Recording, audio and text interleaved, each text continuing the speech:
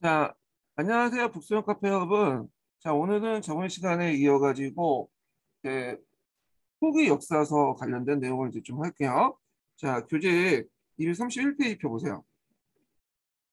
자, 이 후기 역사서는 이제 여기 두 시기로 나눠볼 수 있죠. 여기에서는 여기에서 이제 무신 집권기하고 그 원간섭기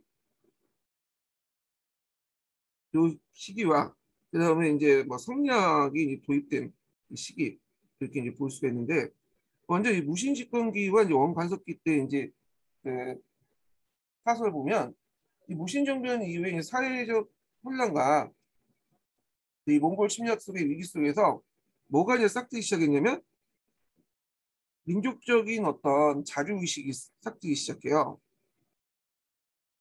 그래서 이제 이걸 바탕으로 좀 정통 문화를 제대로 이해하자. 그리고 그 김구식이 이제 얘기하는 그 유교적인 합리주의 사관 있죠? 그거보다는 유교 자체를 비판적으로 이해를 하기 시작해요. 그래서 유교에 보면 이 신선성이라는 개념이 있어요. 자, 그게 뭐냐 하면 보통 이 건국을 하는 사람들이나 아, 이렇게 이제 요술 같은 뛰어난 사람들은 항상 뭔가 신기하고 기이한 현상들이 일어난다는 거야. 그래서 이제 공자만한 뭐 불업 개혁 난신 같은 것들도 여기에서는 유교적 사관에서도 이걸 불업 개혁 난신 같은 것들 얘기해서 배제를 했는데 유교에서는 유교에서는 그런 것들을 또 다 인정을 해주죠. 네. 그 불업 개혁 난신에 대해서 인정하지만 이런 요순 같은 어떤 그 신기한 형상들, 요순 황제들이 일어나는 신기한 형상들은 또 인정을 해줘요. 그래서 이를 예를 들면서 이 신성한 개념으로 우리나라 문화의 우리 역사에서 나타난 그 신기하고 기이한 얘기들을 정리하기 시작해요. 그러면서 이제 정통 문화를 정리를 하기 시작하는데, 자, 그 대표적인 게 뭐 동명왕통이라든지, 그 다음에 이제 뭐 상유사에는 어, 고조선의 이제 그 당군 신화 이런 것들을 이제 뭐냐면 정리한다. 특히 이제 당군 신화 같은 경우에는 이제 그 당시 어, 그 당시 이제 삼한일통 사상이 깨진 후에 뭔가 민족적인 구심점이 필요하잖아요. 그래야지 원나 침을 막을 수 있겠죠. 그래서 이때 이제 평양 지역에서 믿고 있던 당군이라는 존재가 부각이 되기 시작한 거야. 그래서 이제 이거를 이제 우리나라 역사 전반에 어떤 정신적인 그 지주 삼으로서 이런 걸 이제 그 신화들을 기록을 남길 필요가 있잖아요. 그래서 구전으로부터 내려왔던 것을 기록화되기 시작하죠. 당군 신화 기록을. 자, 그래서 이제 이런 바탕으로 해가지고 이제 진행이 됐다 이렇게 보시면 되고요. 그러면 이제 먼저 동명왕평을 볼게요. 자, 동명왕평은 예전에 기출문제 두 번 나왔죠. 네, 민간에 떠도는 동명왕 선화를 오원식 형식으로 재구성해서 동국 이상국집에 수록을 해놨어요. 동국 이상국집은 이 이규보의 작품들을 실어놓은 거예요. 그래서 이제 이규보가 죽은 후에 세시정권의 후원 아래 이제 만든 문집인데 여기에 이제 동명왕편이 있죠. 자, 특징은 신비하고 기이하고 차 있는 구삼국사에 요것도 기억을 해두셔야 되죠. 동명왕평의 이제 그 1차선 역할을 했던 것이 구삼국사예요. 이거 예전에 기출문제 나왔죠. 동명왕 신화에 대해서 고구려 건국의 의미를 신성한 성의로 재확인시켰다. 그래서 이제 처음에는 이걸 금방 받아들이지 않았어요. 구삼국사기 동명왕 신화는 단계가 있죠. 사료에도 나와 있지만 그 첫 번째로는 뭐냐면 비웃는 단계야. 이거 개정단신이다. 미신이다. 그러다가 이제 인정하는 단계로 넘어가죠. 이거 읽다 보니까 좀 말이 되는 것 같다. 그리고 나서 자부심을 느끼는 단계로 넘어가요. 그래서 이제 여기 자부심이 느낀다는 게 요거 동명평 서문에 있죠. 천하로 하여금 우리나라가 본래 성인의 나라임을 알도록 하고자 한 거다. 이렇게 이제 넘어가는 거죠. 그러면 이제 이때 이제 그 이규보는 어떤 사람이죠? 유학자죠. 유학자. 자, 유학자임에도 불구하고 유학자들은 계령난신해갖고 이제 보통 신기하고 기이한 얘들은 이야기들 뭐냐면 부정하잖아요. 근데도 불구하고 그런 얘기를 받아들였던 거는 뭐냐면 아까쯤에 얘기했던 이제 뭐냐면 유교적 신선성을 매개로 해서 받아들인 거죠. 그래서 요와 순 같은 위대한 성인들이나 뭔가 나라를 건국한 사람들 보니까 어 이게 항상 그 범인과 다른 신기하고 기이한 형상이 일어났다. 유교에서도 그렇게 얘기하는데 왜 우리는 못할 얘기냐? 우리도 동명왕 같은 이제 건국자들은 범인과 다르다. 그렇기 때문에 그들에게 신기한 형상들이 일어나는 건 당연한 거다. 자, 이런 식으로 이제 받아들였다는 거죠. 예. 자, 그럼 동명왕병의 의의를 보면 고구려 건국사다를 재인식해서 민족적 자부심을 일깨우기 위한 것이다. 자, 또 영웅적 시조에서 화강 공동체 문화적 공동체로서 인식하게 되었다. 자, 그렇지만 이제 한계도 있죠. 공통적 고대적 정통을 또 복귀하는 노래하는 감성적 의식 수준의 서사시였다. 이렇게 보는데 이 동명왕평은 그 산문 형식으로 만든 게 아니라 서사시 형태로 만든 거예요. 네. 왜 서사시로 만들냐면 산문보다는 이제 서사시가 대중들에게 좀 접근하기 편해서 그래. 이야기도 편하고. 자, 그래서 이제 있는데 이거는 이제 그 당나라 때 장안가가 있죠. 장안가. 백거이가 쓴 장안가 있죠. 이 장안가의 영향을 받았다고 그래요. 또 역사적 사실을 서사시 형태로 이렇게 풀어쓰는 것 영향을 받는데 이건 동명왕평뿐만 아니라 뒤에 이제 제왕홍기 같은 거 있죠. 제왕홍기도 그 산문 형태가 아니라 서사시 형태야. 역사를 좀 쉽게 풀어쓰기 위해서 그런 건데 여기는 한계로 적혀 있지만 한계보다는 그냥 하나의 뭐 특징이고 장르라고 보시면 될 것 같아요. 자, 그래서 이제 이런 내용도 좀 기억을 해두시고, 그럼 이제 요건 좀 비교해가지고 예전에도 한번 시험 문제 나왔지만 삼국사기 있죠.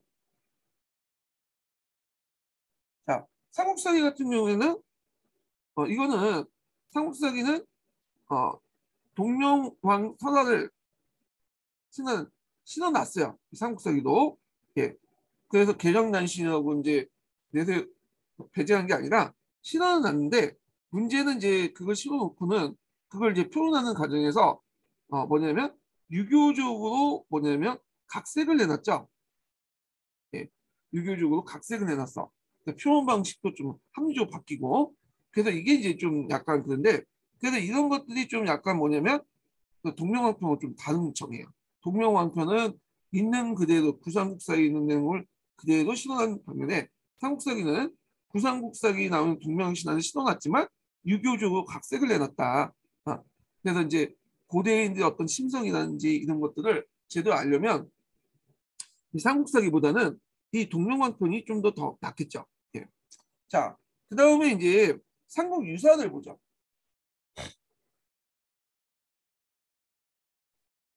자, 삼국유사는 이전이 쓴 거예요. 자, 이거는 또 이제 앞에서 언급했던 가지산파로 유명하죠. 성조승려예요, 성종. 자, 시대적 상황을 보면 충녕왕 때 민족적 자주의식을 바탕으로 정통문화를 올바르게 계승하는 움직임이 나타났다. 그래서 이제 이때 이제 충녕왕 때는 이제 원나라와 어느 정도 이제 화평한 관계를 유지할 때잖아요. 그렇지만 그 여전에 이제 전쟁의 어떤 상흔이라든지 전쟁적 원나라의 어떤 그 싸우는 과정에서 형성된 민족 의식이 있을 거 아니야. 자, 그래서 이걸 바탕으로 해서 정통 문화를 올바르게 계승하자. 그 민족적 자주의식을 바탕으로 정통 문화를 올바르게 이해하는 경향이 대두되었고요. 자, 그리고 이제 원관성에서 벗어난 움직임과 함께 당군을 시주한 역사의식과 민족 정체성을 만들기 시작했다. 그래서 이제 원나라 침입을 통해서 내부의 응집력이 강해지면서 일통사만 의식이 청산되고 일통사만, 사만 이전에 우리의 조상을 찾다 보니까 아까 얘기한 것처럼 고조선이라는 당군이라는 존재가 부각이 되죠. 그래서 당군을 중심으로 고조선의 역사 계승 의식이 그 당시 이제 지배를 하게 돼요. 이 고조선을 중심의 역사 계승 의식은 예전부터 있었던 건 아니에요. 예전에는 이제 부요 계승 의식 같은 것들이 좀 고대 시대에 있었죠. 근데 이제 원한 간섭기, 침략기를 거쳐서 이런 것들이 형성됐다. 그래서 이제 앞에서 언급한 것처럼 단군 신화 같은 것들 여기다 남겨놨다. 이렇게 보시면 될 것 같아요. 자, 그다음에 이제 여기다가 하나 이제 그 추가하자면 어떤 것도 있냐면 여기는 안 나왔는데 그 당시 이제 그 몽골족의 침입 때문에 사회적 혼란이 있었잖아요. 그러다 보니까 이제 기층 공동체가 이제 무너지기 시작해요.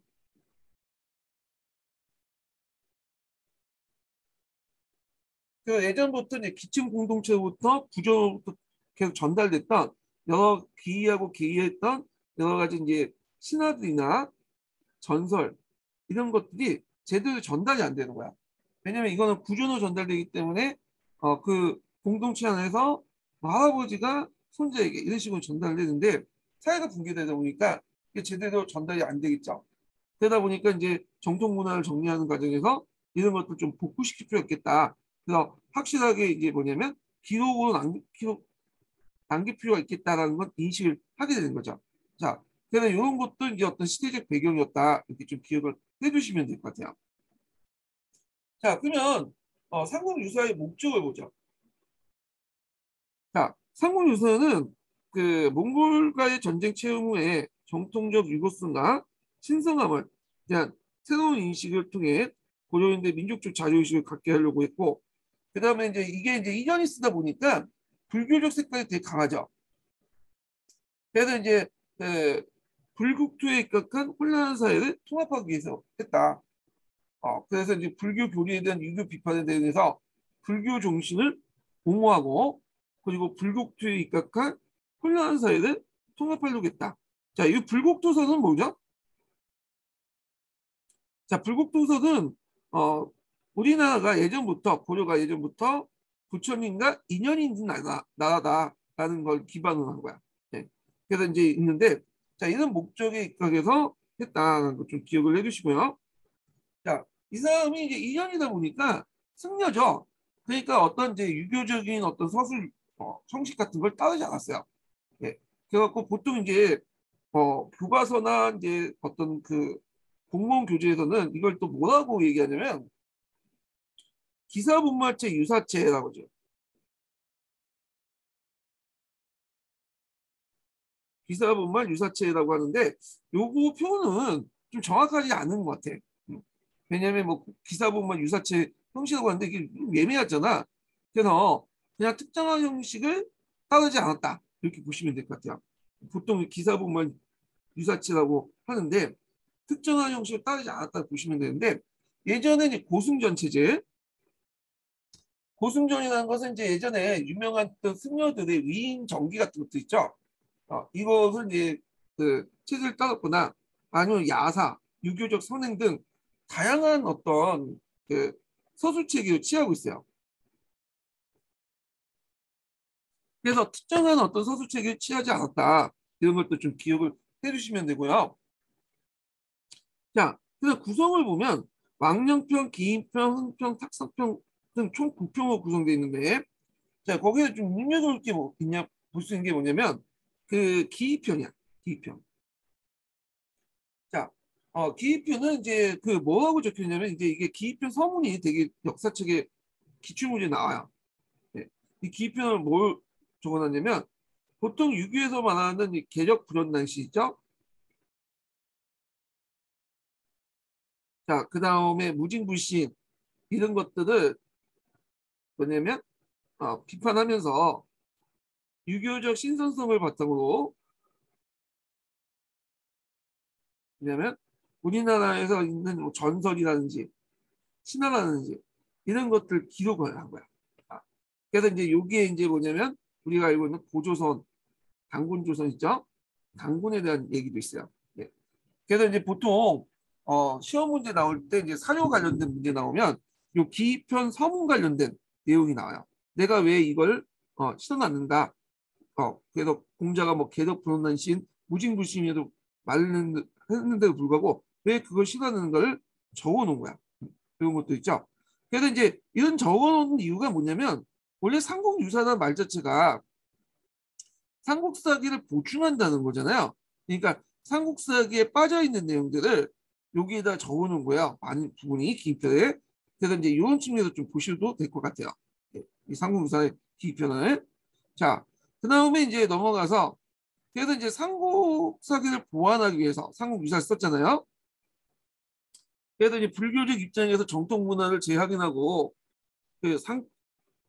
그다음에 그 삼국사기 어떤 합리적 유교사가는 맞서는 경향이 보인다. 그래갖고 이제 되게 이제 삼국사를 어떤 측면으로 보완을 했냐. 자, 일단 삼국사기는 이 자체가 삼국의 역사잖아요. 예, 그러다 보니까 단대사적 통사가 아니에요, 이거는. 그래서 뭐 고조선의 그 당군간 관련된 내용이라든지 상고사 관련된 내용이 많이 누락돼 있어. 예. 그래갖고 이걸 이제 보완을 했죠. 그래서 삼국사기에 누락된 고조선과 삼한의 상고사를 복원했고, 그다음 고조선에서 삼국에 이르는 연관관계를 추론했다. 자, 그 다음에 이제 그 기층 문화를 되게 중시했죠. 앞에서 얘기한 것처럼 삼국 유사가 쓰여진 당시에는 기층 공동체가 붕괴됐잖아요. 그래서 거기에서 전승되어 왔던 여러 가지 전설이나 민화나 전설이나 그다음에 신화나 뭐 이런 것들 민담 같은 것들이 이제 전승이 제대로 안 돼. 그래서 이거 잘못하면 우리나라 정통 문화가 무너질 수 없어질 수 있겠다. 이런 위기의식 속에서 기층 문화에 전승되었던 그 내용들을 글자로 옮겨 적기 시작한 거야. 정리했다고 보시면 돼요. 자, 그래서 삼국사에 빠져 있는 불교사를 중심으로 고대 서사와 야사를 풍부하게 수록하였고 기층민의 상해상 등 우리나라 고유의 문화와 정통을 중시했다. 그 다음에 단군 신화를 최초로 서술됐죠. 원나라 침입에 대응해서 삼국 이전의 우리 민족의 역사를 기원을 찾는 과정에서 일동삼원 의식이 이제 천상됐잖아요.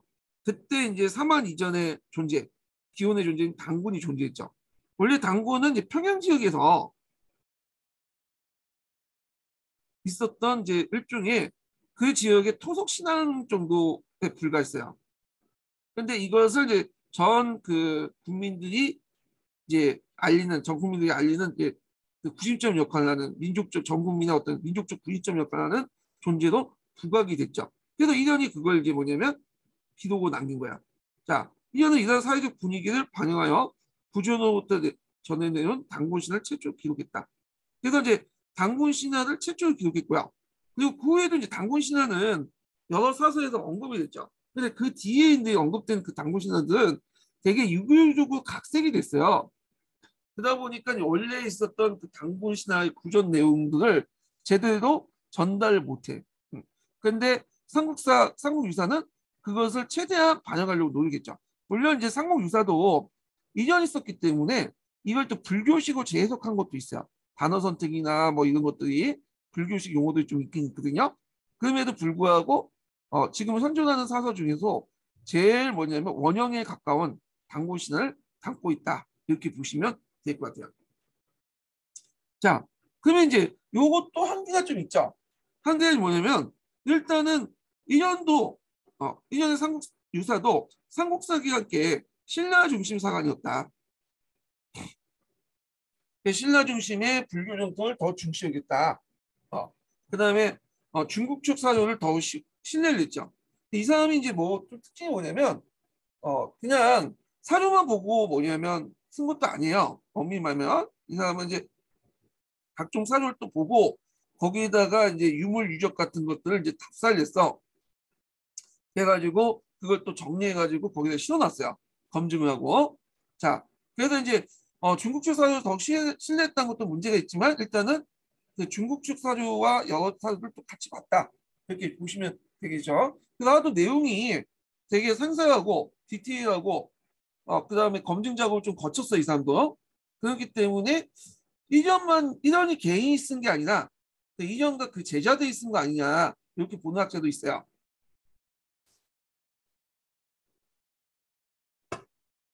자, 그다음 민족의 시초를 제시하면서도 민족의 기원을 분류했다. 이게 좀 모순점이죠. 우리가 단일 민족이고 고조선의 어떤 그 당군에 선졸든 단일 민족이라는 의식을 강조하면서도 또 갈라치기라는 거죠. 오늘날 말하면 이 민족의 기울을 했어. 이 갈라치기. 그래서 이제 어떤 식으로 갈라치기를 했냐 하면 당군계, 뭐 중국계, 무수속계 이런 식으로 갈라치기를 했어요. 예. 자, 뭐 구체적으로 어디에서 어떤 그거는 외울 필요는 없겠죠. 그래서 하여튼 이렇게 해서 민족의 기운을 분리했다는 거 이런 것도 있고. 자, 의인을 볼게요. 의리. 자, 의인은 불교사를 중심으로 고대 서가와 야사를 풍부하게 수록하여서 우리 고유의 문화와 정통을 소중하게 다뤘다는 거. 그래서 특히 다른 책에서 전하지 않는 신라 한가의 11수를 전해 있는데 이 신라 한가는 이제 여러분들 문학 작품에서 좀 보실 수 있는 거야. 문학 시간 때 예전 고등학교 때 배운 부분도 있죠. 자, 하여튼 그 한가가 있는데 이게 3대목이라고 하는 이제 신라 시대 때 이제 쓰였던 작품이 있어요. 통신라 시대 때. 그 한가집이 지금 남아있지 않지만 삼국유사에 실려 있어요. 그래갖고 이제 국문학 연구에도 귀중한 자료를 제공해줬다. 그 다음에 이제 고조선부터 시작돼서 한국 고대사를 체계적으로 수입을 했고요.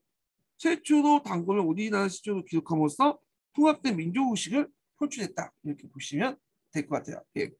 자, 그러면 이 삼국사기하고 삼국유사는 이제 그 공통적인 차이점이 있는데, 자, 일단 공통적으로 신라 중심이고요.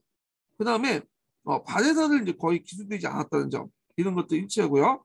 차이점은 삼국사기 합리적 유교사가 있죠. 무진불신, 불업계획난신 토대란 기전자 전사인데 반해서 삼국사기는 삼국유사는 어떤 형식에 따르지 않아요. 뭐 유교의 이 사람이 유학자가 아니기 때문에 따르지 않았죠. 뭐 우리가 알고 있는 이제 그 편년체라든지 기전체라든지 이런 것도 따르지 않았고 자유롭게 썼다.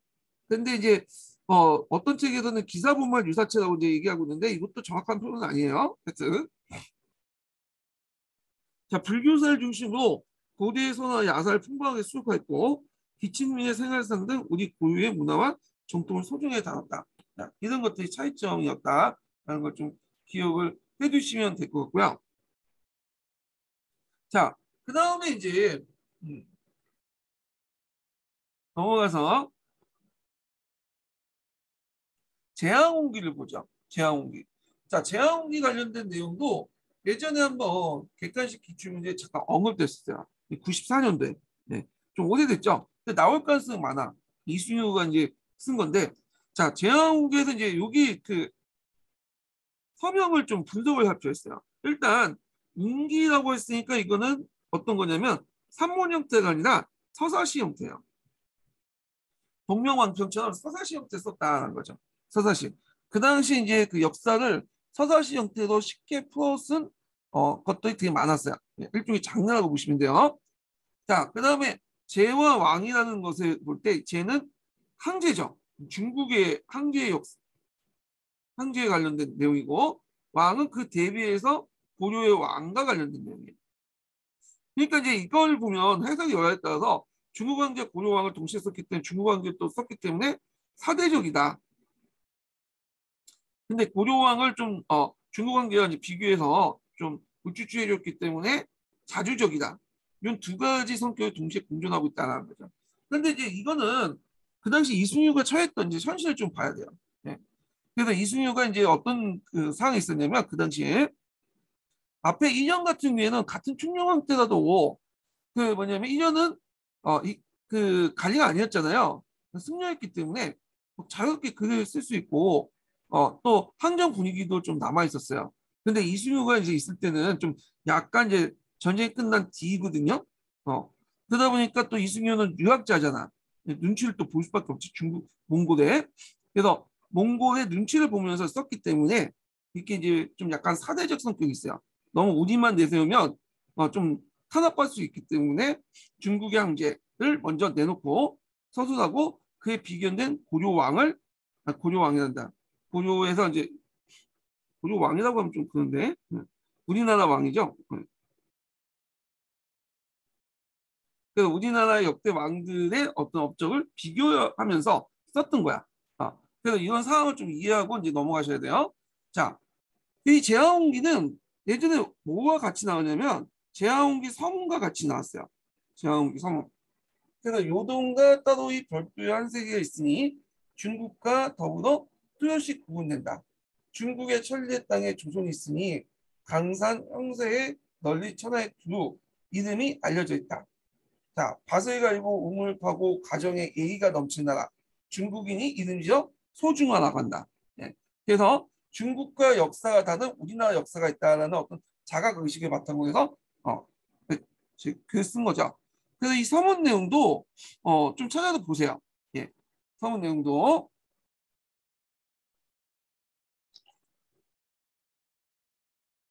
이 경기 소그노트에 이제 그 내용이 없는데 나중에 제 편집하면서 집어넣어야 되겠네. 이 부분을. 자, 그래서 이제 편찬을 보면 먼저 이제 중국의 역사를 이제 옳고 그에 비견되는 우리나라에 존재했던 왕들의 역사를 같이 집어넣었죠. 그래서 이런 식으로 고조선에서 고조까지 통사 형식으로 읊은 서사시다. 이렇게 보시면 돼요. 그리고 이제 유교적 역사 인식을 토대로 기층사회 종교적 민간 신앙적 요소를 수용했다. 유교적 역사 의식을 바탕으로 해서 그 당시 이제 신기하고 기이한 형상들을 받아들였다. 이렇게 보시면 되고요. 그다음 조선 개성 의식. 조선 개성 의식인데 이때 조선은 이제 누구 계세요? 고조선이죠. 이 시조선이 성되기 이전이니까. 그래서 고조선 개성 의식을 보이고 있다. 그래서 단군 신화도 뭐냐면 신어놓고 좀 눈여겨볼 게 뭐냐면 단군 기년을 신었죠. 3600년. 그래서 이제 3600년을 신었는데 이 3600년의 단군 기년은 보통 이제 이게 역사 사실이 아니에요. 이거는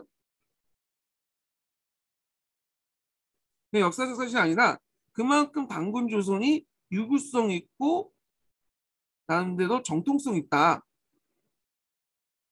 이런 것들을 강조하기 위해서 이제 만들어온 개념이라고 보시면 돼요. 그래서 단군이 집권할 때, 단군이 나라 세울 때 요와 뭐 50년 정도, 25년 정도 차이가 없고, 그리고 단군이 이제 기년, 단군이 세워진 그 기년이 3600년 전에 세워졌다. 이렇게 이제 했는데, 자, 요거는 약간 유교의 참이설 같은 것들이 이용을 했어요. 유교의 참이설 보면 60을 되게 강조하거든요. 60갑자 있죠? 거긴데가 60에다가 60을 곱은 거야.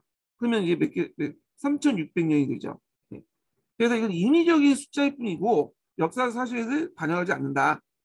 다만 유구하고 정통성 있는 거다. 이런 것들을 강조하고 있다는 거죠. 참고로 우리가 있는 BC 2333년. 자, 요거는 여기에서 나온 게 아니라 우리가 보통 이제 삼국유사에서 그걸 뭐냐면 나왔다고 돼 있는데 이건 틀린 얘기죠. 이거는 예전에 제가 이제 설명했는데 삼국유사에는 그런 BC 2013년이 없어요. 네. 그거는 이제 간지가 좀 잘못됐다는 식으로 나왔지 그게 단군기년을 제시한 건 아니에요. 이 단군기년 2333년 알고 있는 그것은 어디냐면 동국통감을 적어놓은 거죠. 네. 그래서 요의 즉위년을 먼저 계산한 다음에 그때 보통 요의 즉위년 25년 이후에 뭐냐면 장군이 즉위했다 이런 식으로 얘기가 있었기 때문에 이걸 계산해서 BC 2033년으로 이렇게 계산을 한 거야. 네. 요의 즉위년은 이제 어디야 자치통감에서 빼갖고 계산을 설정을 해놨고요. 자, 그래서 이제 이 동국통감에 있는 내용이다 이렇게 보시면 되고 동국통감에 있는 내용도 이 BC 2333년도 당군이 나라를 건국한 연도는 아니죠. 이거는 그만큼 요 즉위에 비견할 만큼 비슷한 시기에 우리나라가 고조선이 나라를 세웠다. 이런 것들을 강조하게 된 거야. 그러니까 이것도 그만큼 당군 조선이 유구성 있고 정통성 있다는 걸 좀 보여주기 위한 거죠. 보여주기 위한 거죠. 물론 이제 25년 좀 약간 늦게 나라를 세웠기 때문에 좀 중국보다 좀 약간 늦춰졌잖아요. 그래서 어떤 사람은 이걸 사대적 의식을 반영하고 있다. 뭐 이렇게 보는 사람도 있긴 해요. 예. 자, 그 다음에 이제 처음으로 3조선서를 적어놨다. 당군 기자 위만 이렇게 해서 3조선서를 했는데 당군은 자연적 공동체고요.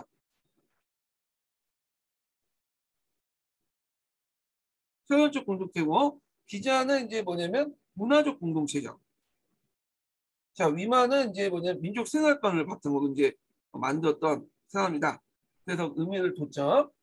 자, 그래서 이제 조선 계승 의식을 내세워서 사만과 중국과 다른 천하세계를 파겠다는 거. 이런 것들이 상당히 뭐냐면 그 의미가 있죠.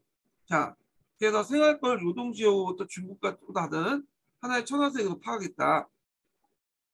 자, 의인에 보면 정통적 민족 의식을 확립했고 삼국 유민의식, 그러니까 일동사망의식을 극복했죠. 중국 역사, 우리나라 역사를 대등하게 보려겠다. 그렇지만 이제 보는 관점에 따라 대등하게 보는 것도 있지만 먼저 중국의 역사에 대해서 언급하고 그에 비교돼서 우리나라의 그 관련된 역사를 언급했기 때문에 참 약간 사대적인 성격이 있다고 판단하는 사람도 있어요. 네, 사대적 성격이. 그리고 이제 여기에는 좀 한계가 있어. 왜냐하면 한계 뭐냐 대외적인 어떤 그 승리한 부분을 많이 누락됐어요.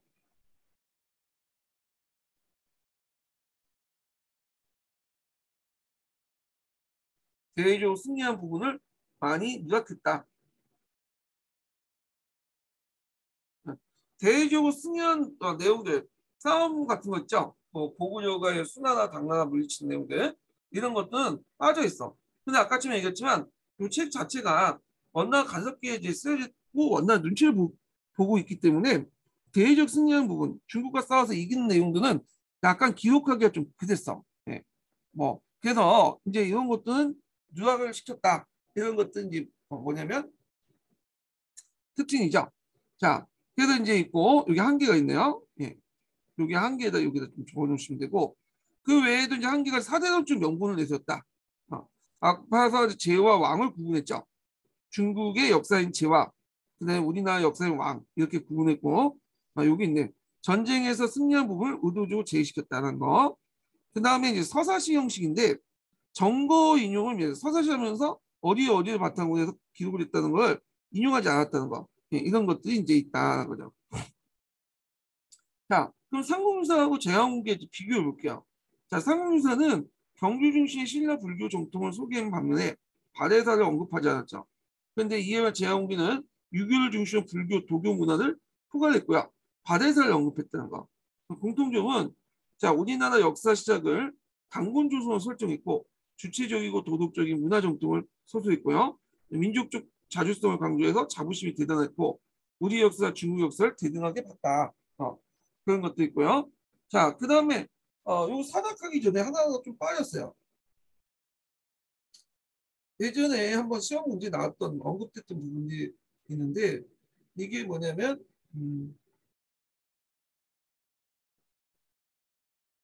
해동 해동 고성정이에요. 해동.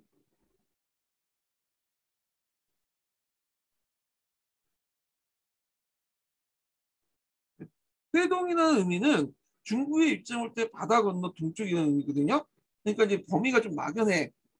일본, 우리나라, 그다음에 이제 뭐 만주 이하를 다 저기 총괄하는 만주 이하를 총괄하는 지역을 이제 해동이라고 좀 하는데 자 근데 우리나라에서는 보통 해동의 의미를 이제 그 우리 한반도에 이제 북한돼서 보고 있죠. 그래서 해동은 중국이 우리나라를 볼 때 지칭했던 용어 중에 하나야. 해동. 자 그래서 이제 이 해동이라는 것은 우리나라를 의미하고 고승이라는 것은 우리나라에 있었던 역대 고승들 어떤 정기문이죠. 그래서 이제 삼국시대 때 승려 30명의 30명 정기를 수업을 했어요. 앞에 이제 삼국유사는 선종 입장에서 이제 쓴 것에 반해서 요거는 누구 입장에서 정리했냐면 교종 입장에서 정리했죠. 누가? 네. 각군이라는 사람이 그렇죠. 각군이. 그래서 이제 교종 입장에서 정리했다. 이거 관련돼서 예전에 한번 시험 문제에 언급됐었죠. 그래서 이걸 통해서 문화적 자긍심을 표현했다.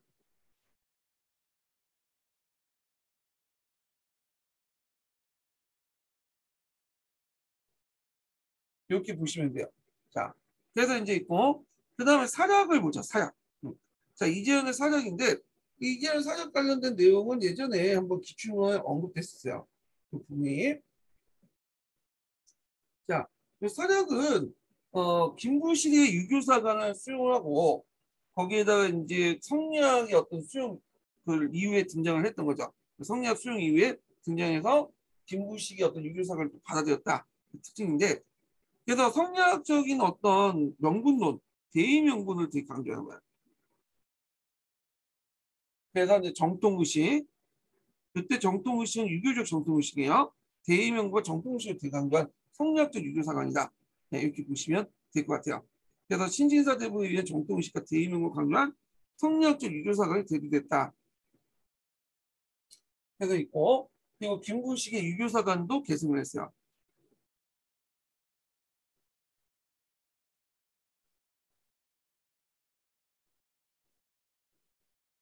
그리고 개혁을 통해서 왕권 중심의 또 국가 질서를 회복하려는 의식이 또 반영됐다는 거죠. 네.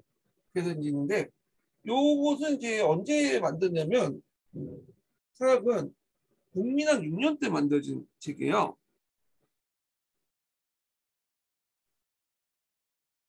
그 당시 이재현이 백문고나 이달춘과 더불어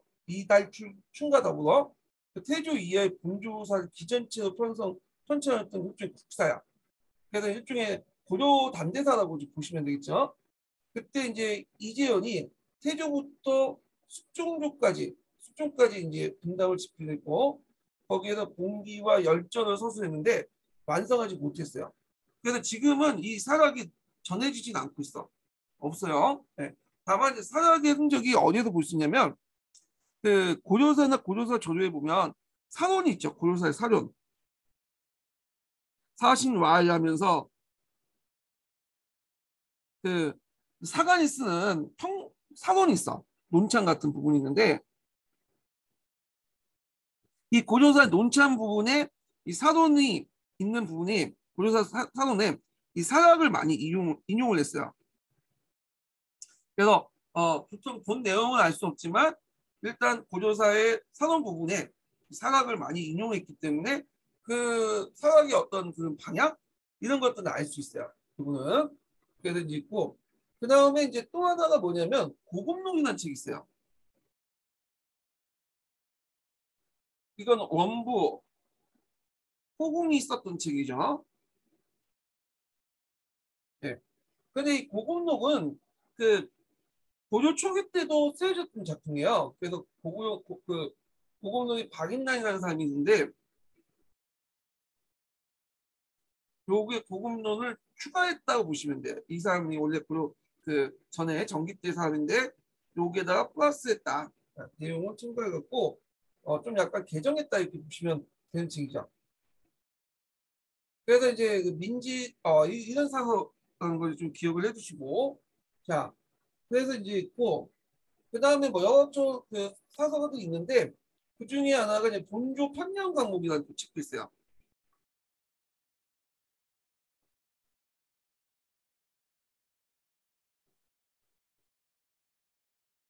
자, 여기서 볼 수 있게 강목책으로 써서 있다는 걸 볼 수 있죠. 그래서 보통 주자의 강목법에 의해서 도입한 최초의 사서라고 이제 우리나라에서는 그냥 역사에서 보고 있는데 이거는 이제 민지라는 사람이 쓴 거야. 민지가 이 충성왕의 명을 받고 충수강 때 완성된 사서죠. 그래서 원덕대왕 태조의 3대 제후죠. 태조 위에 왕건 3대조 조상부터 시작해서 지금 고종 때까지 42권 정도에 되는 방대한 규모를 주자의 강목복을 도입해갖고 최초 정량 역사다 이렇게 보시면 되겠죠. 그래서 이제 있는데 지금은 요 책이 남아있지는 않죠. 네. 고려사나 고려사 전후에 그 관련된 내용이 실려 있긴 있어요. 예, 1차 사료서 실려 있는데 전해지고만 있는 거지 실제로 지금은 남아있지 않다는 거죠. 예. 자, 그 다음에 이제 고려의 과학과 예술 부분을 보죠.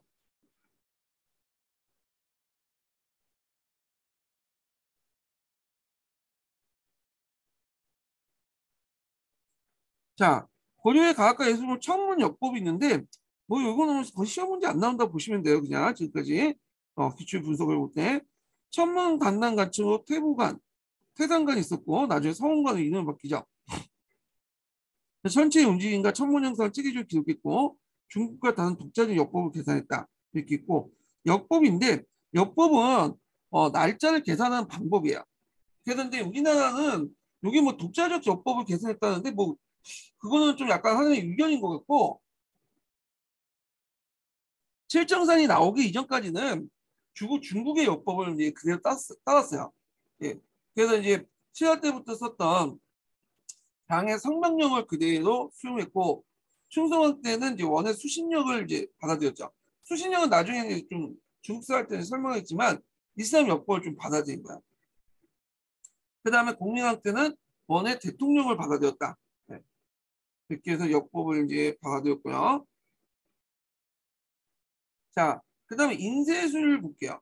자, 인쇄술은 이제 목판 인쇄술을 볼게요. 목판 인쇄술은 이제 그 신라 시대 때부터 발달했는데 석가탑에 발견된 무구정강 대다다리경이 있어요. 이게 이제 되게 중요한 거죠. 이거 외워두세요. 자, 이 무구정강 대다다리경은 8세기 초반으로 추정되는데 이게 최초의 지금 선존하는 최초의 목판 인쇄술이에요. 목판 인쇄물이죠. 예. 그래서 석가탑에 이제 그 안에서 고장물로해서 발견, 복장물로해서 발견된 거예요. 이게. 근데 중국에서는 이거는 신라가 만든 게 아니라 당나라에서 만든 걸 신라가 가져온 것이다. 이렇게 주장을 또 하고 있는데 그 얘기는 이제 그 얘네들 얘기해 보면 요게 측정문자가 있다. 측정 측정항우가 측정항제 여자 최초의 여자 형제 있죠? 측정항제가 독자적인 문자를 만들었어요. 한 50개 정도. 거기에 적혀 있다. 그게 그러니까 이제 중국 거다 이렇게 주장을 하죠. 근데 이제 실질적으로 그 무구정강 대다단기경이 만든 그 종이를 보니까 당나무예요, 당나무. 당나무는 이제 뭐냐면 그 당시 우리나라에서 만든 종이 만든 그 재질이었던 나무거든요. 중국에서는 당나무는 안 만들어요. 자, 이걸 볼 때 이거는 그냥 측정 문자가 있다 해서 중국 게 아니라 어, 당나무 재질을 만들었기 때문에 이건 신라에서 만들었다. 이렇게 얘기를 하고 있죠. 그래서 무구정강 대다다링도 중요한 거니까 좀 기억을 해주시고, 자, 고려시대 때 목판 인쇄 좀 더 발전됐죠. 국가적인 대장경 족판 사업이나 4차대 불경간의 유학서적 등 간행에 맞춰갖고 발달됐다는 거. 그 다음에 이제 우리나라는 최초 금속활자를 사용했어요. 이게 예전에 이제 삼종 고궁제문과 함께 시험문이 나왔던 거죠. 자, 그래서 이제 금속활자인데 보통 목판은 나무를 베어가지고 이제 이걸 통을 따라가지고 그 밑바닥을 이용을 하죠. 예, 소금에 절여갖고 이제 햇빛에 말린 다음에 깎는 거죠, 일종의. 근데 이제 금속활자는 활자를 하나하나씩 만드는 거야. 이 활자를 만들어갖고 그 뭐냐면 붙여가지고 이렇게 만드는 판을 이렇게 해서 활자를 이렇게 프레스 고정하면서 하는 것이 그 활자 그래서 활자 인쇄술인데 처음부터 금속활자가 나왔던 거 아니죠. 중국에서 이제 최초는 이제 활자가 나왔는데 이때는 이제 진흙하고 악을 이제 뭐냐면 붙여가지고 만들었어. 예. 그래서 이제 있는데 이거를 이런 식으로 만들다 보니까 어떤 문제점이냐면 많이 뭉개져요. 쓰다 보면. 그래서 목활자가 나왔는데 목활자도 뭉개지죠. 근데 이제 이 금속활자 때부터 이제 뭐냐면 이렇게 뭉개진 형상들이 많이 없어지죠. 그러니까 우리나라에서 최초 금속활자를 만들었다는 거죠. 예, 활자 자체는 이제 중국에서 만들었지만 그 금속활자를 통해서 인쇄하는 거는 우리나라에서 처음 했다. 그래서 이제 그걸 가능했던 기술적 전제로서 주조 기술이 발달됐고 유성목이 개발됐고 당나무 종이 같은 제조 기술이 발달됐고 활자의 어떤 고정 기술들이 발달됐다. 한자를 이렇게 해서 판에 집어넣고 고정시키는 그런 기술들이 발달됐다는 거죠. 자, 그 다음에 이제 그 삼정 고궁 예문이 최초의 활자본인데 11세기 인종 때 최은희 등이 지은 의대서이고 강화도에 천도할 때 예간이 가져오지 못하여 최후가 보관했던 것을 금속활자 28부 인쇄했다. 최후가 보관했던 것보다는 아까 말했던 그 당시 동국 이상집에 이제 얘기한 것처럼 자기 집 누구야 그 이규부의 집에 보관했던 걸 최후한테 줬고 최후가 그거를 금속활자로 보관했다. 인쇄했다. 이렇게 정확한 표현이에요. 자, 그 사실을 알 수 있는 것이 뭐냐면 동국 이상국주의 그 사실이 알려져 있어요. 그래서 신서상정 예문 말비라는 글을 통해서 알 수 있다는 거죠. 예. 요게 이제 관련된 기출 문제가 예전에 시험문제 나왔죠. 기출 예문으로서 수능에도 나왔고 인구에도 나왔고 그랬죠. 그 다음에 지금 남아있는 이제 그 뭐냐면 할자본은 직지신체 요조지 있어요.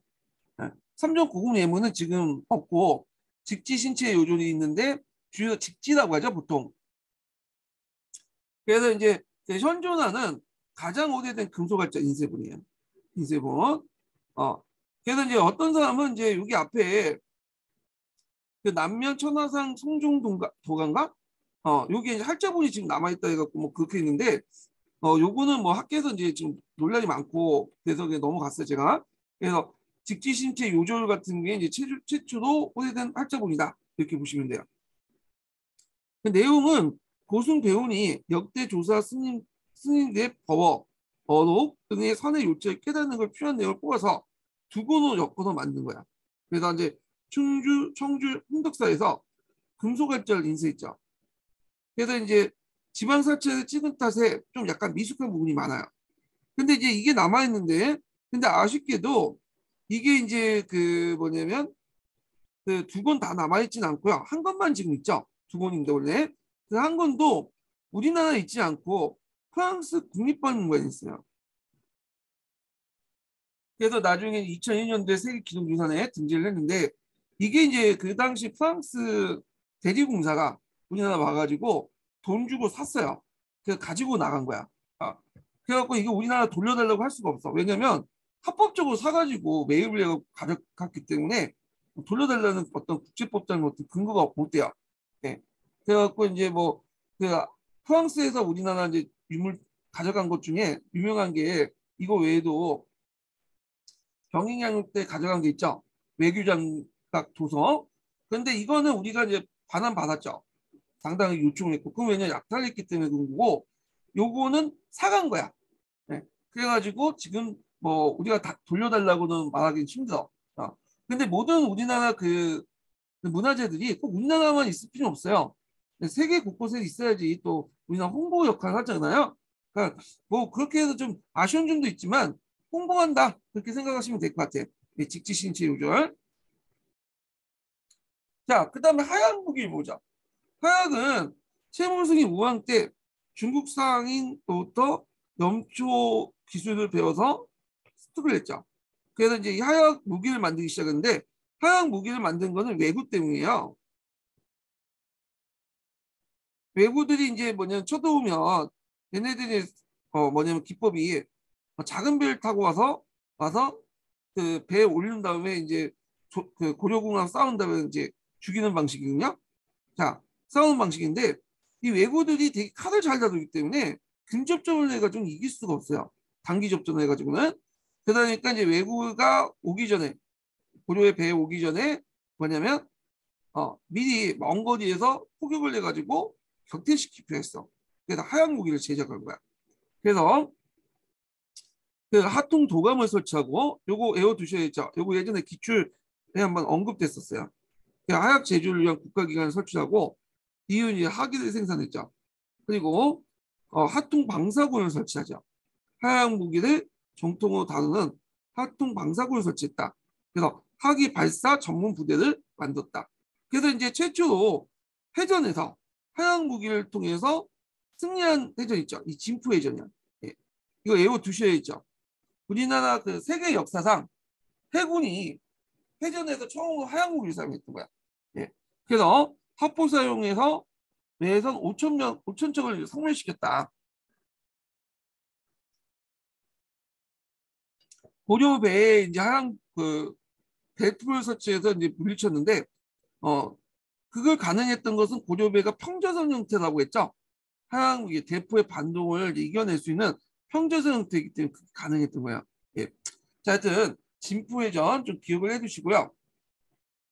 그 다음에 이제 건축과 부탑 있는데 여기 이제 건축 양식하고 이제 그 내용부터 볼게요. 건축 양식은 주심포 양식과 다포 양식이 있어요. 자, 이 주심표 양식과 답보 양식은 임용 시험에는 나오진 않았어요. 근데 한능검에서는 자주 언급되는 부분이거든요. 자, 주심표 양식은 이제 보면 안동 동정사 극락전, 극락전이죠. 자, 그다음에 영주 부석사 무랑수전 이런 것들인데, 자, 이런 것들은 이제 뭐냐면 고려시대 때 건축물이에요. 지금 남아 있어요. 여기 보시면 알겠지만, 네, 지금 남아 있는 양식이에요. 그래서 현존 최고의 이제 우리나라에서 목조 건축 양식이라고 보고 있죠. 그다음에 덕산, 수덕서 대웅전 이런 것들이에요. 자, 그 주심표 양식의 이제 특징은 주심표는 기둥 위에 공포를 짜는 방식인데 하중이 공포를 통해서 기둥 위에만 전달하는 거다. 자, 이게 뭐냐면 보통 이제 그 지붕을 얹고 그 지붕을 이제 하중을 분산하기 위해서 이렇게 기둥을 세우죠. 기둥을. 그 기둥 위에 이제 주심표를 이렇게 둬요. 아니, 공포를 두죠. 공포. 네. 그래서 이 공포를 둬서 여기에서 나오는 하중을 분산시켜요. 예. 그런 역할을 이제 하는 게 있는데 되게 이제 주심표는 기둥 하나에 공포 하나가 있어. 이런 식으로. 근데 다포는 그 기둥 안에 공포 하나 있는 식이 아니라 중간에 공포들이 있죠. 여러 개가. 그래서 이제 공포가 많다 해갖고 다포가 되는 거고 주심표는 기둥 주심에 공포 하나가 있기 때문에 그냥 주심표가 되는 거야. 예. 그래서 이제 이런 방식이고요. 자, 그 다음에 이제 간소하고 명쾌한 느낌을 주고 기둥은 굵고 배울림 양식이다.